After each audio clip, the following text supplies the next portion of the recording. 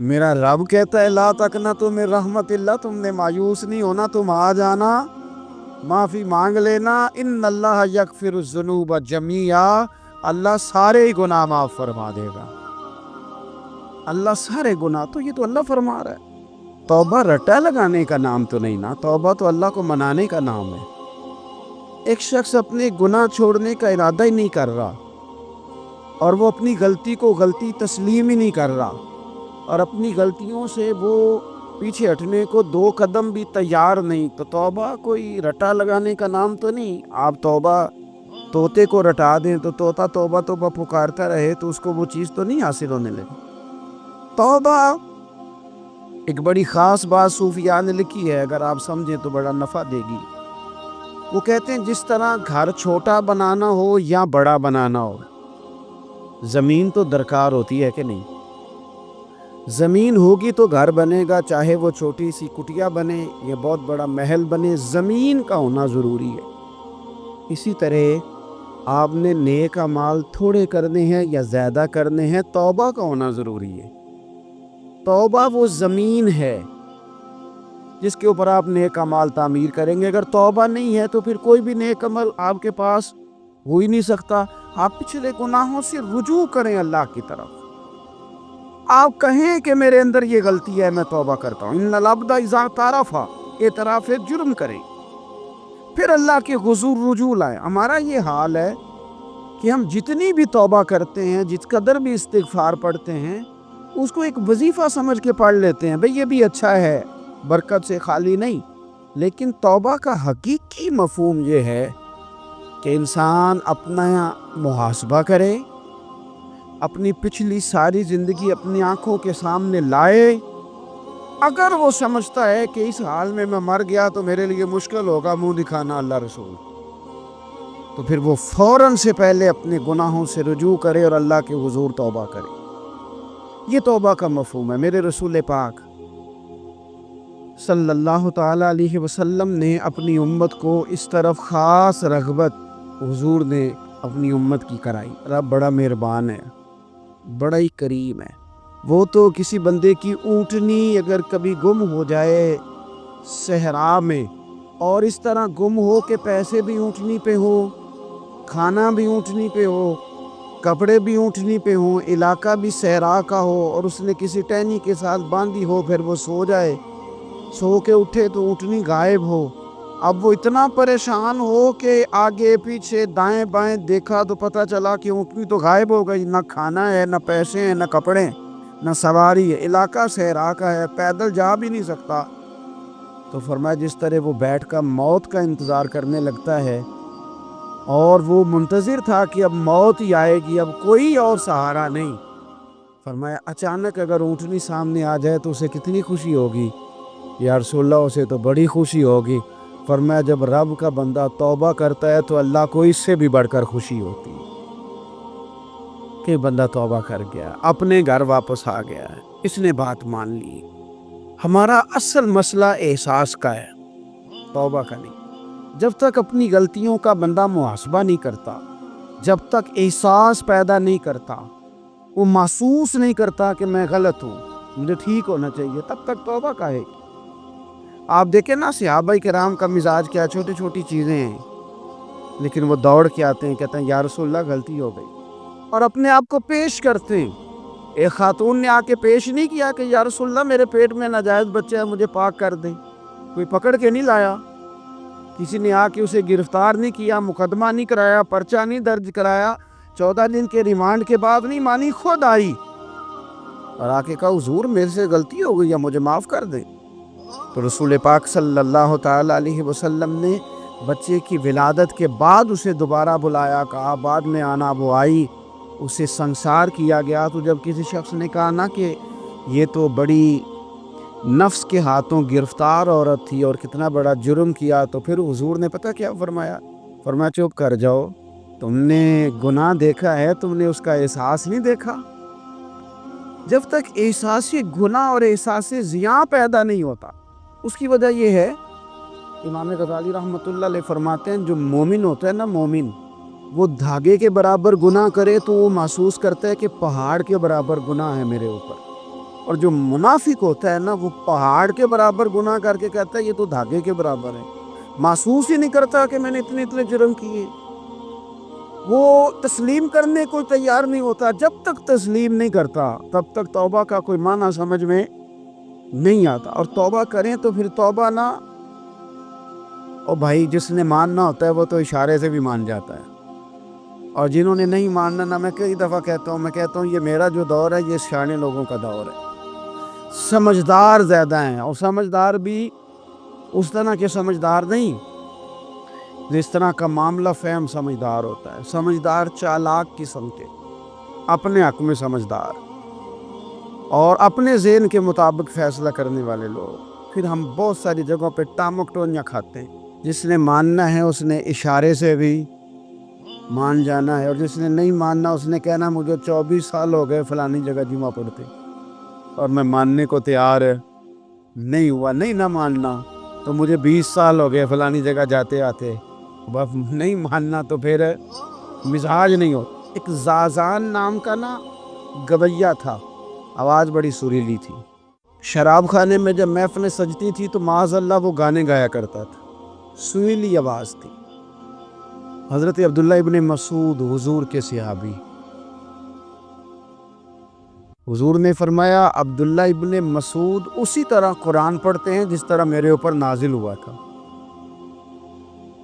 عبداللہ ابن مسعود نا چھوٹا قد اور پتلی پتلی ٹانگیں تھی حضرت عبداللہ ابن مسعود۔ ایک دن درخت پہ چڑھے ہوئے تھے کچھ لوگوں نے نا، بچے کرتے ہیں نا مذاق، معاذ اللہ کچھ نے کہا کتنی پتلی ٹانگیں، اللہ کے محبوب علیہ السلام نے فرمایا قیامت کے دن عبداللہ ابن مسعود کی ٹانگوں کا وزن احد پہاڑ سے بھی زیادہ ہوگا۔ زبردست صحابی ہے، اور حضور نے فرمایا میں نے جس کو گورنر بنایا، کسی جگہ امیر بنایا، مشورہ کر کے بنایا، اگر میں کسی کو بغیر مشورے کے امیر بناتا تو عبداللہ ابن مسعود کو بناتا۔ حضرت عبداللہ ابن مسعود گزر رہے تھے تو وہ جو زازان نام کا گویا تھا وہ گانے گا رہا تھا۔ ہماری جو تقریریں ہیں نا جی، میری طرح کے لوگ، وہ چونکہ جمعہ پڑھانا ہے، 45 منٹ پاس کرنے ہیں، تو نہ وہ ذوق سے تیاری، نہ وہ درد قوم کی اصلاح۔ ایک میرے حصہ فرمایا کرتے تھے تمہارا بچہ بگڑ جائے تو کتنے پاپڑ بیلتے ہو صحیح ہو جائے، یکدم خدا نخواستہ خاکم بدہن کروڑ دفعہ اللہ معاف کرے، کسی باپ کو رات کو خبر مل جائے کہ تیرا بیٹا نشہ کرتا ہے، سوئے گا رات کو، روئے گا کہ نہیں مصلی بچھا کے؟ لیکن یہ صرف اپنے بیٹے کے بارے میں ہے، کاش قوم کے ہر بیٹے کے بارے میں ہمارا یہی ذہن بن جائے کہ یار یہ کیوں بگڑ گیا ہے، اور اس درد سے جب ہم اصلاح کریں گے، تقریر کریں گے، پھر آپ محسوس کریں گے کہ اللہ اس میں اثر بھی پیدا کرے اور اس میں تاثیر آتی۔ حضرت عبداللہ ابن مسعود گزرے تو اب درد تھا نا دل کے اندر، اور اگر کسی نے توبہ کرنی ہے تو ایک جملے سے بھی کر لینی۔ اب گزرے، سریلی آواز کانوں میں آئی، کھڑے ہو کے کہنے لگے کون ہے؟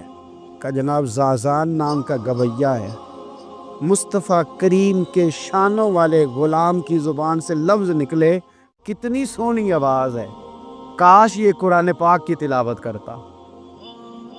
اللہ اکبر، کاش کوئی ایسا ہو تو صحیح جو ہمیں کہے کہ کاش یار تو قرآن پڑھتا، کتنی سونی آواز ہے، کاش تو نعت پڑھتا، کوئی کہے تو صحیح، کوئی کہتا ہی نہیں، کوئی کہتا ہی نہیں کتنا سونا چہرہ ہے، کاش اس پہ داڑھی ہوتی، کوئی کہتا ہی نہیں میری ملت کے جوانوں۔ سینکڑوں لوگ ہیں، ایک بچہ مجھے ایک دفعہ ملا لاہور میں تو میرے گلے رکھ کے اس طرح رویا جس طرح کو بچھڑا ہوا روتا ہے، انہیں لگا پیر صاحب مر جان لگے ہیں، کوئی ساڑی اصلاح ہی نہیں کردا، خوب گئے گناہ میں، کوئی باں ہی نہیں پھڑدا، کوئی ملے تو صحیح کہ ہمارے دکھوں کا مداوع کرے، کوئی نہیں، اپنی اپنی نفسہ نفسی، کوئی بات بتانے والا ہی نہیں۔ میں اکثر دوستوں سے کہتا ہوں کہ بڑے شوق سے سن رہا تھا زمانہ تو ہم ہی سو گئے، داستان کہتے کہتے لوگوں کا دل کرتا ہے ان کی اصلاح ہو جائے، پر کوئی درد والا ہو، کوئی ایسی بات ہو تو تب ہے نا جی، آئے ہائے۔ حضرت عبداللہ ابن مسعود کہنے لگے کاش یہ قرآن پاک پڑھتا، یہ کہہ کے چلے گئے۔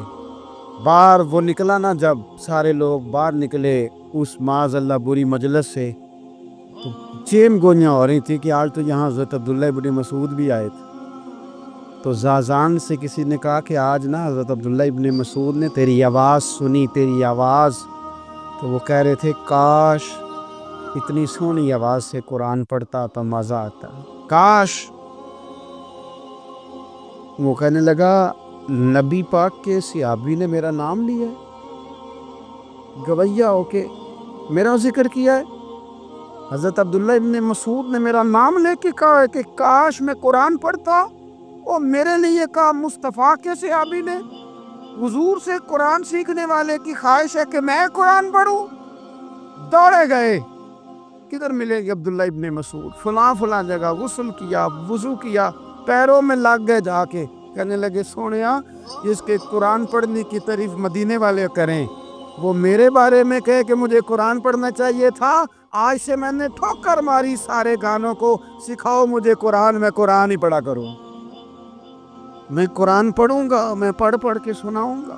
لوگ میری زبان سے اللہ کے کلام کی تلاوت سنا کریں گے. کوئی بیٹھا ہوا مجھے دور دعا دیتا ہے، میں ڈوبتا ہوں سمندر اچھال دیتا ہے. کوئی تو ہو نا جو کہے، کوئی تو.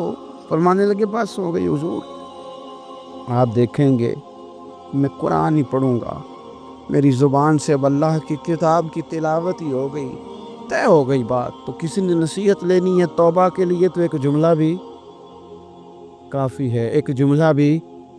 اور میں نے کہا کہ اگر صرف تقریریں سننی ہیں، واعظ ہی سننے اور ساری زندگی اسی پہ لگانی ہے کہ آج بڑا جملہ کا، آج بڑا مزہ آیا، آج فلانی بات او ہو پہلی دفعہ سنی، تو جس نے ماننا ہے. حضرت فضیل بن عیاض رحمۃ اللہ علیہ ڈاکو تھے، اور نیلے ڈاکو نہیں تھے، ڈاکوؤں کے سردار تھے. تو ارشاد فرماتے ہیں کہ میرا طریقہ یہ تھا کہ میں ایک پورے قافلے کی صورت میں حملہ کرتا تھا تو لوگ ڈرا کرتے تھے اگر کہ فضیل بن عیاض کے ڈاکوؤں نے حملہ کیا تو پھر نہیں بچتے.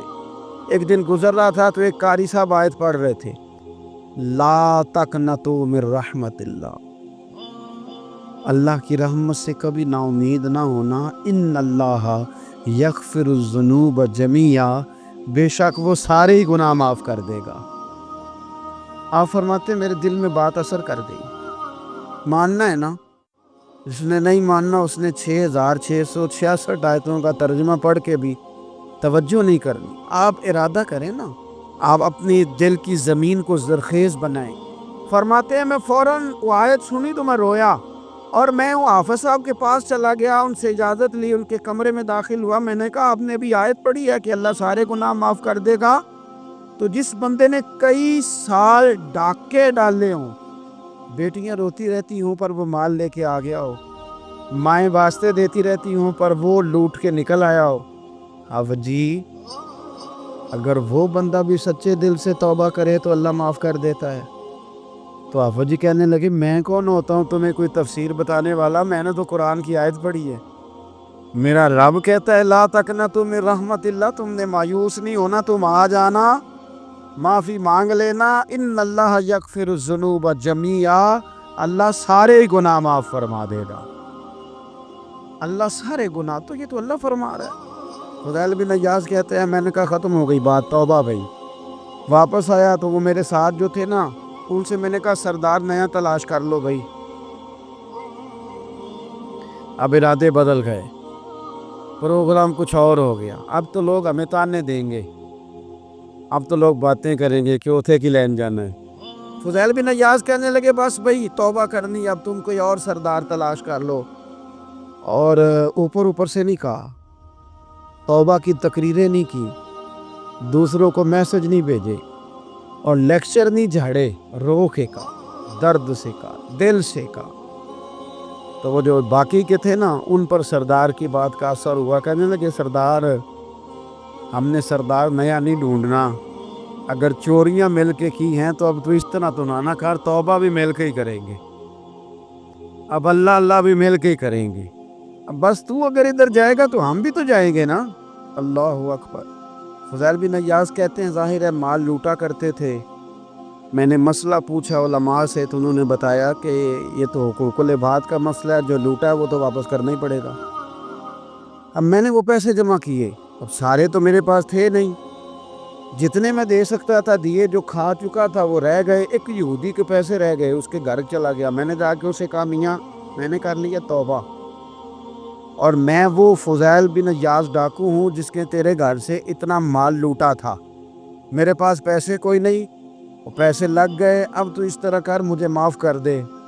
وہ کہنے لگا نا جناب، یہ بھی کبھی کبھی ہوتا ہے، لوگ نا شرافت کو بزدلی سمجھ لیتے ہیں۔ فضیل بن ایاز سے کہنے لگا میں تو پیسے لوں گا، ایسے تو نہیں معاف کرتا۔ آپ فرمانے لگے پیسے تو کوئی نہیں، یہ سچی توبہ ہے۔ وہ کہنے لگا پھر اس طرح کرو، میری اونٹوں کو چارہ ڈالو، پیسے پورے ہوئے تو چلے جانا۔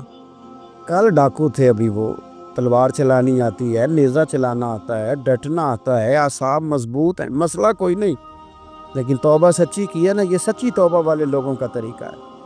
اس سے کہہ سکتے تھے کہ جا جتھو لب دینی لے لے، تجھے کہا معاف کر دے، تو تیار ہی نہیں ماننے کو۔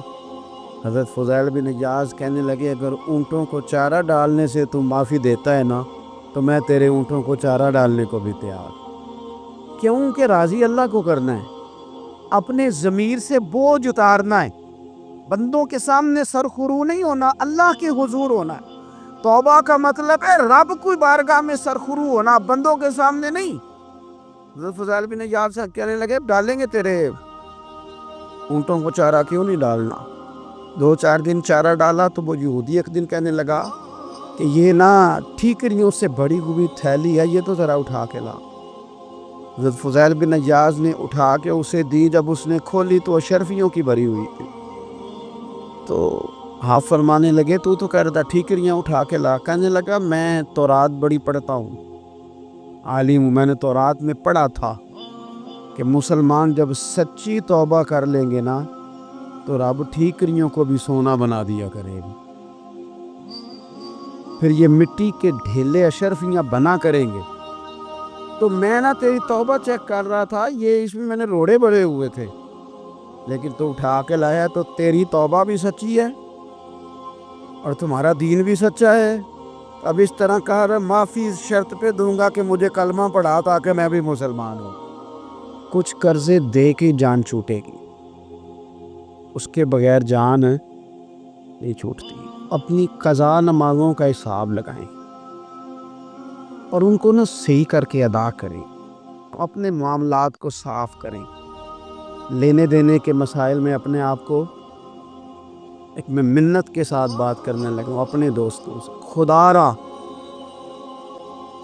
را کبھی بھی بڑے سے بڑا کام کرنا یا چھوٹے سے چھوٹا کرنا، اس میں سود کا کوئی نقطہ نہ آنے دینا۔ آپ کا دل سخت کر دے گا، آپ کے آنسو لے جائے گا، کچھ نہیں بچے گا۔ اس طرح پیشاب کا ایک قطرہ کئی من دودھ کو تباہ کر دیتا ہے، یہ سود آپ کے اصل مال خدا را، یہ میری منت ہے، میری گزارش ہے۔ میں ان دوستوں کو جانتا ہوں، مجھے لگتا تھا کہ یہ ولایت کا رستہ طے کریں گے، لیکن چلے کچھ جگہ مجبوریاں ہوتی ہیں، کچھ معاملات ہوتے ہیں، لیکن کوئی ایک آدھ نقطہ ایسا آتا ہے بیچ میں، وہ لے جاتا ہے ساری چیزیں۔ نبی پاک علیہ الصلوۃ والسلام نے فرمایا بندہ بڑا سفر کر کے آتا ہے، بکھرے بال، بری حالت، رو کے دعائیں مانگتا ہے، یا اللہ یا اللہ یا اللہ کہتا ہے، اور اللہ اس کی دعا قبول نہیں کرتا۔ سونیا آپ کہہ رہے ہیں رحمت للعالمین ہو کے کہ رب قبول نہیں کرتا؟ حضور نے فرمایا اس نے پہنا بھی حرام پیسوں کا، کھایا بھی حرام پیسوں کا، پیا بھی حرام پیسوں کا، جتنی مرضی مانگے، پھر مالک اس کی دعاؤں کو مستجاب۔ ہمارا ایک تو ہے اپنا عمل، ایک ہے توبہ، ایک بات کی اعمال۔ ہم نے ایک آخری بات یہ آپ سے کرنی ہے کہ ہمارے ذمے جس طرح ہمارے بچوں کی ڈیوٹی ہے نا، بیوی کا نان نفقہ خامند کے ذمے ہوتا ہے، ماں باپ بوڑھے ہوں تو ان کی ڈیوٹی اولاد کے ذمے، اسی طرح قیامت تک نبی کوئی نہیں آئے گا، دین کی جو ڈیوٹی ہے وہ نبی پاک کی امت نے ادا کر دی۔ اور اللہ کیا فرماتے ہیں قرآن مجید کی سورہ محمد صلی اللہ تعالی علیہ وسلم، اللہ فرماتے ہیں یا ایھا الذین آمنوا ان تنصروا اللہ ینصرکم، اے ایمان والو اگر تم اللہ کے دین کی مدد کرو گے تو اللہ تمہاری مدد کرے گا، وَيُثَبِّتْ أَقْدَامَكُمْ، اور اللہ تمہارے قدموں کو جما دے گا۔ یعنی تمہیں مضبوط کر دے گا، تم مضبوط سے مضبوط ہوتے جاؤ گے۔ شرط کیا ہے؟ ان تنصر اللہ، اگر تم اللہ کے دین کی مدد کرو۔ اپنے مزاجوں میں نا اللہ کے دین کی مدد کا ذوق پیدا کریں۔ والذی ارسل رسولہ بالہدی ودین الحق لیظہرہ علی الدین کلہ۔ میں پوری دنیا کے مسلمان حکمرانوں کو یہ بتانا چاہتا ہوں کہ یہ جو میرے نبی پاک کا دین ہے نا، یہ دبنے نہیں آیا، یہ غالب ہونے کے لیے آیا۔ اور اسلام کی فطرت میں قدرت نے لچک دی ہے، اتنا ہی یہ ابھرے گا جتنا کہ دبا دو گے۔ کیا سمجھتے ہیں اسرائیل کے گنڈے کہ وہ مسجد اقصیٰ میں نمازیوں کو تنگ کر کے تو وہ کہیں گے کہ ہمیں پوچھنے والا کوئی نہیں؟ اسلام کی فطرت میں قدرت نے لچک دی ہے، اتنا ہی یہ ابھرے گا جتنا کہ دبا دو گے۔ بانجھ نہ سمجھا جائے اس امت کو۔ بس یہ جو مسلمان حکمران ہیں، یہ اتنی بات سمجھ لیں کہ تم جب ان یہودیوں سے، کافروں سے معاہدے کرتے ہو تو تمہیں تو کچھ خیال نہیں آتا، تم تو صرف دنیا داری دیکھ کے چلتے ہو۔ کاش بال بچہ دیکھتے ہوئے، مال دیکھتے ہوئے، ملک اور زمین دیکھتے ہوئے تم ایک دفعہ اللہ کا دین بھی دیکھو۔ یہ تمہاری ذمہ داری ہے، یہ نبی پاک نے ڈیوٹی لگائی ہے۔ اپنا اپنا کردار ہمیشہ دین کے لیے پیش کریں، اپنا اپنا کردار۔ وہ ضروری نہیں کہ چندے کی صورت میں ہی ہو۔ آپ کسی بے نمازی کو نماز کا مشورہ دیں، آپ نے دین کی خدمت کی۔ آپ نے ماں باپ کے نافرمان کو فرما برداری کا مشورہ دیا تو آپ نے دین کی خدمت کی۔ اگر آپ نے کسی بندے کو کہا یار تیرا قرآن پاک ٹھیک نہیں، چل قاری صاحب کے پاس، تیرا تلفظ ٹھیک ہونا چاہیے، کو آدھا گھنٹہ نکال کے سیکھ لے، یہ لفظ کہنے سے ہی آپ نے دین کی خدمت کی۔ میرے نبی پاک صلی اللہ تعالی علیہ وسلم نے فرمایا ایک جملہ بول کے جو دین کی دعوت دے گا، ایک ایک جملے پہ اللہ 1,000 سال کی عبادت کا ثواب دے گا۔